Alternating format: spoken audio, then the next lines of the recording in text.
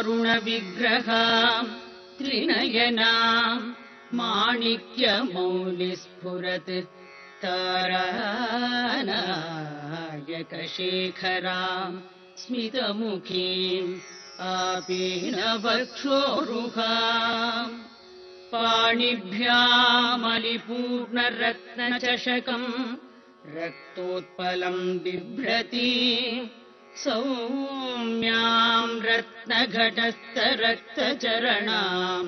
ಯಾರು ಹೊಸ ಕೆಲಸದೋಳ?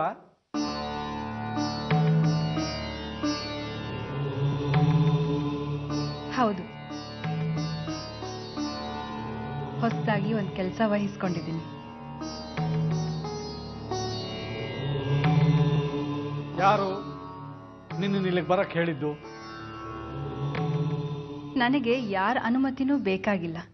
ತಲಹರಟೆ ಬೇಡ. ಮನೆ ಮುಂದೆ ಅಷ್ಟುದ್ದ ರಂಗೋಲೆ, ಮನೆ ಒಳಗಡೆ ಧೂಪದ ಹೊಗೆ, ಅದ್ಯಾವುದೋ ಸ್ತೋತ್ರ ಮಂತ್ರ, ಅದೆಲ್ಲ ಇಲ್ಲಿ ಅಂದ್ರೆ ಸದಾಶಿವ ಅಯ್ಯರ್ ಮನೆಯಲ್ಲಿ ನಿಷಿದ್ಧ. ಪ್ರಪಂಚನೇ ದೈವ ಸೃಷ್ಟಿ, ಮನೆ ನಂದು ಅಂತಿರಲ್ಲ. ದೈವ ಸೃಷ್ಟಿ ಅಂತ ಮನೇನ ಆ ಜಗನ್ಮಾತೆ ಹೆಸರಿಗೆ ರಿಜಿಸ್ಟ್ರೇಷನ್ ಮಾಡಿಸ್ಕೊಟ್ಬಿಡ್ಲಾ? ಅಯ್ಯ ತೆಗಿ, ಉಸಿರು ಗಟ್ಟಿಸ್ತಾ ಇದೆ ಹೊಗೆ. ನನಗೆ ಅನಗತ್ಯ ಖರ್ಚು ಇಷ್ಟ ಆಗಲ್ಲ. ಈ ದೀಪ ಧೂಪ ಹೊಗೆ ನೈವೇದ್ಯ ಪ್ರಸಾದ ಭಜನೆ ಮನೆ ದೇವರು ಇದೆಲ್ಲ ಆಗ ಬರಲ್ಲ ನನಗೆ. ದೇವರು ಅಂದ್ರೆ ಯಾಕೆ ನಿಮ್ಗಷ್ಟ ಪ್ರಿಯ? ಮಹಾಭಕ್ತೆ ಇವಳು, ಕಣ್ಣು ಹೋಗಿದೆ ಅವಳಿಗೆ. ಪ್ರಾಮಾಣಿಕ ನಾನು, ಯಾರಿಗೂ ಮೋಸ ಮಾಡಿದವನಲ್ಲ. ಗಂಟಿಹಾರ ಕದ್ದೆ ಅಂತ ಕರ್ಕೊಂಡೋಗಿ ಕಟ್ಕಟೆಯಲ್ಲಿ ನಿಲ್ಸುತ್ತೆ. ನನ್ನ ತಮ್ಮ ಮಹಾಬಲ ಮಗುನಂತವನು ಜನಗಳ ಕುತಂತ್ರಕ್ಕೆ ಸ್ಟೇಷನ್ ಒಳಗಡೆ ಕಂಬಿ ಹಿಂದೆ ಇದ್ದಾನೆ. ದೇವ್ರಂತೆ ದೇವ್ರು. ಹಾಗೂ ನೀನು ಶ್ರೇಯಸ್ ಬಯಸೋದಾದ್ರೆ ನನ್ನ ಶ್ಲೋಕ ಮಾಡು. ಓಂ ಸದಾಶಿವಾಯೇ ನಮಃ. ಸರಿ, ನಾಳೆಯಿಂದ ಶಿವಾಷ್ಟೋತ್ತರ ಹಾಕ್ತೀನಿ. ನಿಮ್ಮ ಹೆಸರು ಸದಾಶಿವ ಅಲ್ವಾ? ತೆಗೆದು ತಟ್ಟು ಬಿಡ್ತೀನಿ. ಹೆಂಗ್ ಸುಂತಾನೆ ನೋಡ್ದೆ.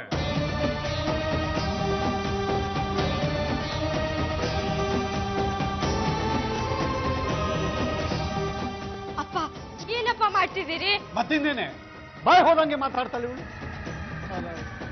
ಪಾರ್ವತಿ, ಬೇಕಾಗಿಲ್ಲ ಇವಳು ನಮ್ಗೆ. ಬೇರೆ ಕೆಲಸ ನೋಡೆ.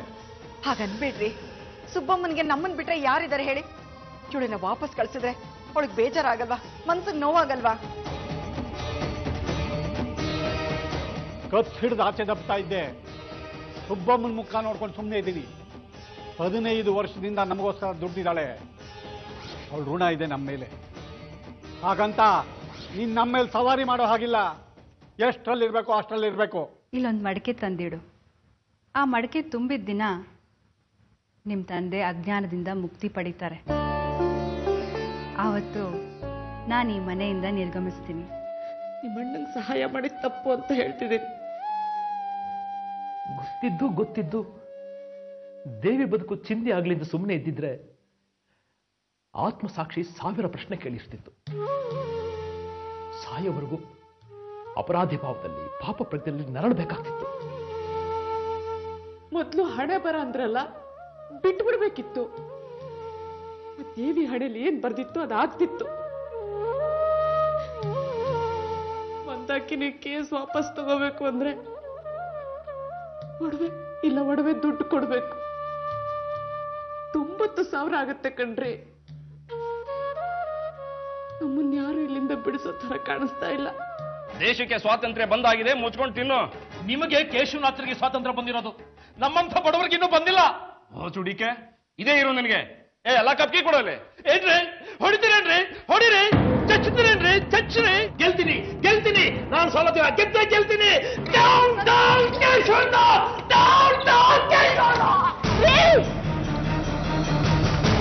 ಮಹಾಬಲ ಮಹಾಬಲ ಮಹಾಬಲ ಮಹಾಬಲ.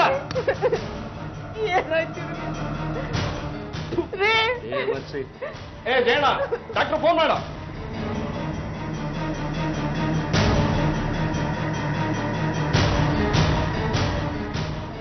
ನನ್ನ ಜೊತೆ ಡ್ಯೂಟಿ ರಿಪೋರ್ಟ್ ಮಾಡಿದವರೆಲ್ಲ ಲಾಕಪ್ ಡೆತ್ ಕೇಸ್ ಎದುರಿಸಿದ್ದಾರೆ. ಅದರಲ್ಲಿ ನಾನು ಒಬ್ನೇ ಬಹಳ ನೀಟು. ಇನ್ನೇನಾದ್ರೂ ಮಹಾಬಾಲನ್ ಮೈ ಮುಟ್ಟಿದ್ರೆ ಮುಗೀತು. ನಾನು ಕೆಲಸ ಕಳ್ಕೊಂಡು ಕೇಶವನಾಥರ ಮನೆ ಬಾಗಿಲು ಕಾಯ್ಬೇಕು. ಬೆಳಿಗ್ಗೆ 2 ಪೆಗ್ಗು, ರಾತ್ರಿ 2 ಪೆಗ್ ಹಾಕೊಂಡು. ನನಗೆ ಮನುಷ್ಯತ್ವ ಇಲ್ವಾ? ಅವನ್ನ ಸಾಯಿಸು ಅಂತ ನಾನು ಹೇಳ್ದ್ನ?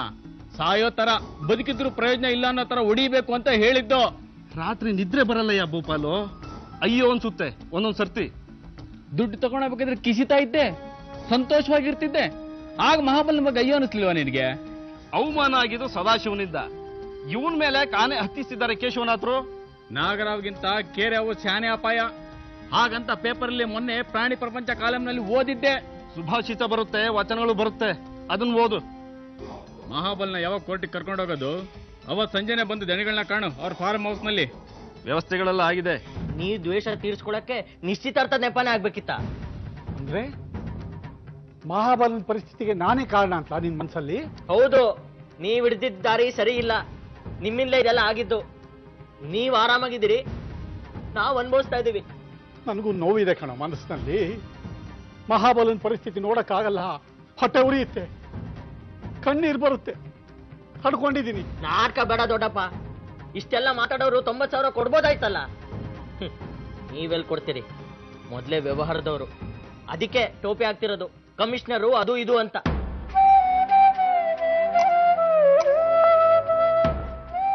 ಆಯ್ತಪ್ಪ,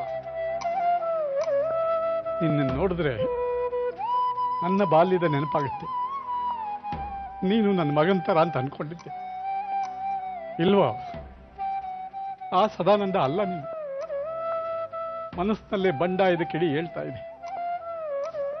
ತಪ್ಪು ಕಲ್ಪನೆಯಿಂದ ಬಂಡಾಯ ಎದ್ರೆ ಹುಚ್ಚ ಅಂತಾರೆ.